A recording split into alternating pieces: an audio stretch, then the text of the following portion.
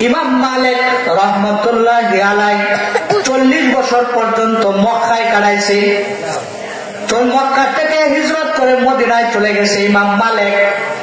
আর বলে মদিনা থেকে আর সরব না।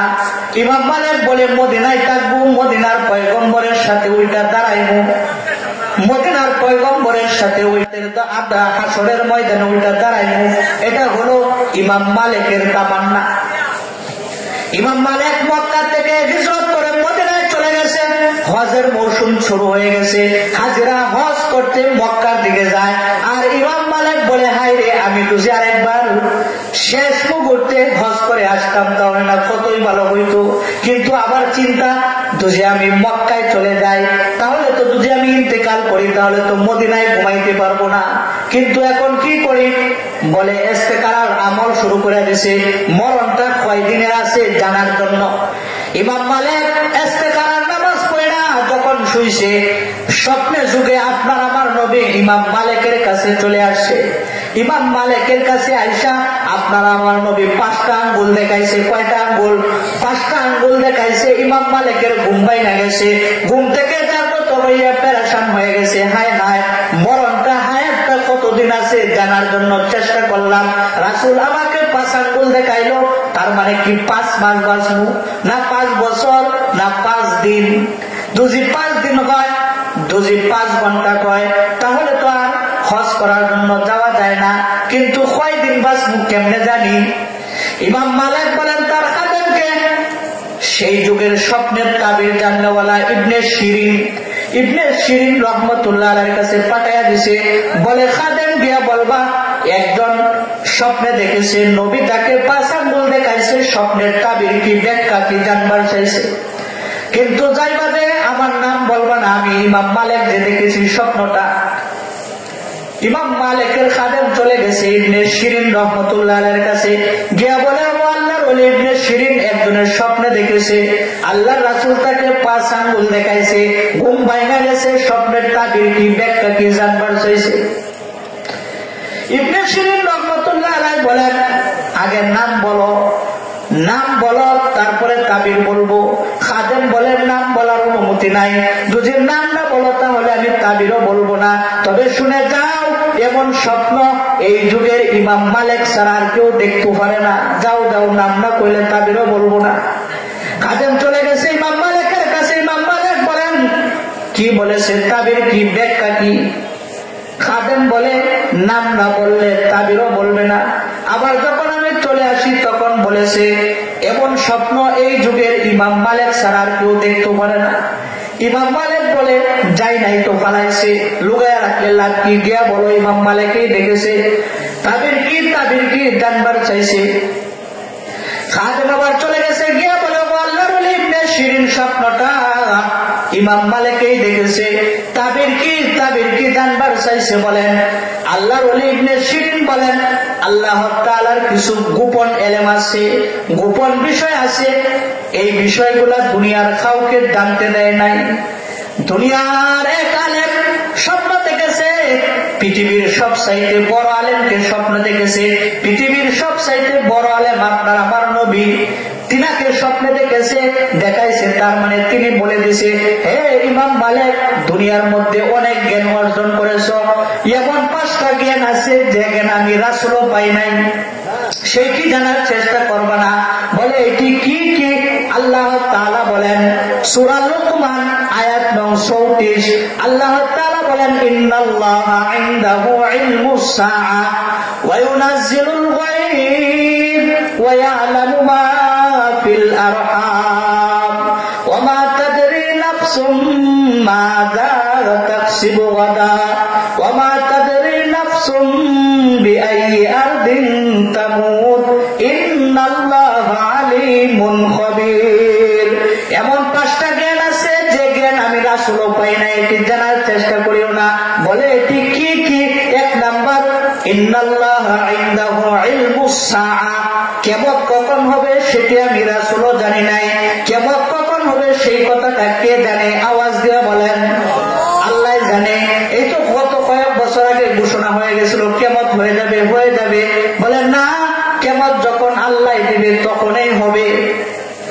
এই কিয়ামতের খবর কে জানে? কখন কিয়ামত হবে? আওয়াজ দিয়ে বলেন, আল্লাহ জানে। দ্বিতীয় নাম্বার, ওয়ায়ুনাজ্জিলুল গায়ব, কখন কোথায় বৃষ্টি বর্ষণ হবে সেই খবরটা কে জানে? আল্লাহ জানে। বলে আবহাওয়া বলতে পারে, বঙ্গোপসাগর থেকে ঘূর্ণিঝড় আসতে পারে, আঘাত করতে পারে, কিন্তু না, এদিক দিয়ে আসে নাই, অন্য জায়গায় চলে গেছে। এই যে সঠিক খবরটা, এই খবরটা কে জানে? বলেন, আল্লাহ জানে। তৃতীয় নাম্বার হইল ওয়ায়ালামু মা ফিল আরহাম, মায়ের পেটের ভিতরে বাচ্চা ছেলে নামে সেই খবরটাও কে জানে? আল্লাহ জানে। প্রশ্ন থাকতে পারে, হুজুর মায়ের পেটের ভিতরে বাচ্চা ছেলে নামে, সেটা তো আলট্রাসোনোগ্রাম করে জানা যায়। ডাক্তাররাও বলতে পারে, বলতে পারে, ডাক্তাররা দেখা বলে। তোমার আমার মালিক যখন সবকিছু রেডি করে দেয় তখন বলে ছেলে নামে। যদি আগেই বলতে পারতো তাহলে এমনও মানুষ আছে একটা ছেলের আশায় 7টা মেয়ে হয়েছে, আছে না ভাই? এমনও মানুষ আছে একটা ছেলের আশায় 5টা মেয়ে হয়েছে। এমনও মানুষ আছে একটা ছেলের আশায় 3টা মেয়ে হয়েছে। যদি আগেই জানতো তাহলে আগেই ফালাইয়া দিত, শেষ করে দিত। এমন সময় আল্লাহ জানাইছে যেমন সময় আর কিছু করার থাকে না। এই জন্য ডাক্তাররা দেখা বলে, না দেখা বলতে পারে না, পারবেও না। ওয়ায়ালামু মা ফিল আরহাম, মায়ের পেটের ভিতরে বাচ্চা ছেলে নামে সে খবর কে জানে? বলেন, আল্লাহ জানে।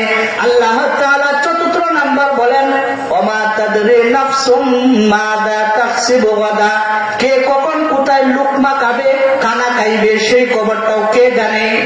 আল্লাহ জানে। দেখবেন বাড়ির মধ্যে ভাত পাকাইতেছে, ভাত হয়ে গেছে, আপনি এই ভাত খাবেন, কিন্তু জরুরি ফোন আসছে, অমুক জায়গায় যাইতে হয়, বাড়া ভাত থয়া, সামনের ভাত পাকানো থয়া এই মুহূর্তে খাইবেন, কিন্তু চলে যাইতে হয় যেখানে আপনার দানা আছে, যেখানে আপনার রিজিক আছে, সেই খবরটাও কে জানে? আল্লাহ জানে। পঞ্চম নাম্বার আল্লাহ তাআলা বলেন ওমা তাদরি নাফসুম বিআইয়ি আরদিন তামুত, কে কখন কোথায় মৃত্যুবরণ করবে সেই খবরটাও কে জানে? আল্লাহ জানে। কখন কোথায় মানুষ মৃত্যুবরণ করবে সেই খবরটাও আল্লাহ জানে। এজন্য কবি বলেন, মরণ থেকে যতই পালাও মরণ তোমায় লইবে গিরি, যদিও সুদূর আকাশ পানে পালাও সেটাই লাগায় সিঁড়ি। কেউ যদি সিঁড়ি বানায় আকাশেও যায়, আজরাইল সেখানে চিনে কিনা ভাই? কিন্তু যদি কারো মরণটা নেক হালতে হয় তাহলে তার মরণের কষ্ট হয় না। আর যদি নেক হালতে না হয়, বেঈমান হয়ে মারা যায়, বেনামাজি অবস্থা মারা যায়, তাহলে তার মৃত্যুটা এরকম ভয়ঙ্কর মৃত্যু হয়, এত কষ্ট হয়, তার জানটাকে টানিয়া সিরিয়া বাহির করা হয়। কিতাবের মধ্যে আসছে এক ব্যক্তি তরকারির বোঝা নিয়ে যায় বাজারে, আজরাইল তার সামনে আসছে, আয়েশা সালাম দিছে, আসসালামু আলাইকুম। আগন্ত ব্যক্তি বলে, তরকারির বোঝাওয়ালা ব্যক্তি বলে, মান আনতা, কে আপনি? বলে, আমি আজরাইল। তরকারির বোঝাওয়ালা বলে, ভাই আমি বাড়ির থেকে বাহির হওয়ার সময় আজরাইল ভাই, আপনি কখন আসবেন এটার অপেক্ষায় আছি। আপনি কখন আসবেন আর আমি আমার মালিকের সাথে সাক্ষাৎ করবো। সুবহানাল্লাহ। এই যে আজরাইল ভাই আবার গলার মধ্যে গামছা, এটা জায়নামাজ হিসাবে রাখছি, বাড়ির থেকে বাহির হওয়ার সময় ওযু করে বাহির হয়েছি। আজরাইল ভাই আমি আপনার অপেক্ষায় আছি, আপনি কখন আসবেন আমার কাছে? কিন্তু আজরাইল ভাই বুঝছি আপনি তোমাকে নিয়েই যাবেন, আপনার কাছে আমার একটা আরজি, আপনার কাছে আমার একটা দরখাস্ত, মৃত্যুর আগে, জানটা কবজ করার আগে আমি মালিকের দরবারে দাঁড়ায় 2 রাকাত নামাজ পড়ি। আজরাইল ভাই যখন আমি মালিকের দরবারে দাঁড়ায় মালিকের কদমে যখন সেজদারত অবস্থায় থাকবো, তখন আমার জানটা বাহির করে নিয়ে দেন, আমার শেষ সময়টা যেন, চিত্রটা যেন সেজদার হালতে হয়, মালিকের কদমে সেজদার হালতে হয়, যেন দুনিয়ার কোনো আমল যদি আমার কবুল নাও হয়, যেন বলতে পারি আল্লাহ আমি তোমার বান্দা, আমার মৃত্যুটা তোমার কদমে সেজদার হালতে হয়েছে, আমাকে উসিলায় তুমি মাফ করে দাও।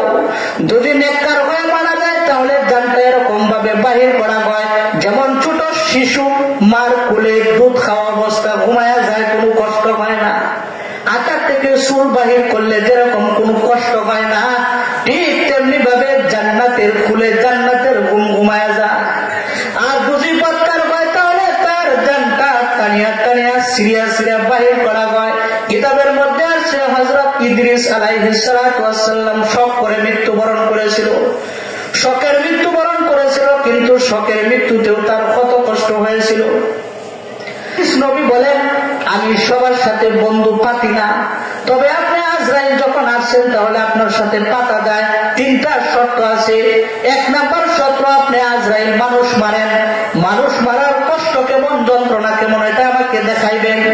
আমাকে মারবেন, আবার আমাকে জীবিত করবেন, আমার ভিতর থেকে রূহ বাহির করবেন, আবার ঢুকাইবেন। আল্লাহর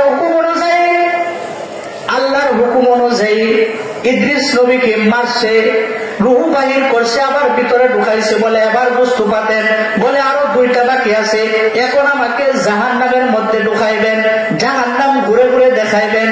জাহান্নামের ভিতরে ঢুকাইছে, বাহির করছে, বলে আরেকটা বাকি আছে, জান্নাত দেখবো।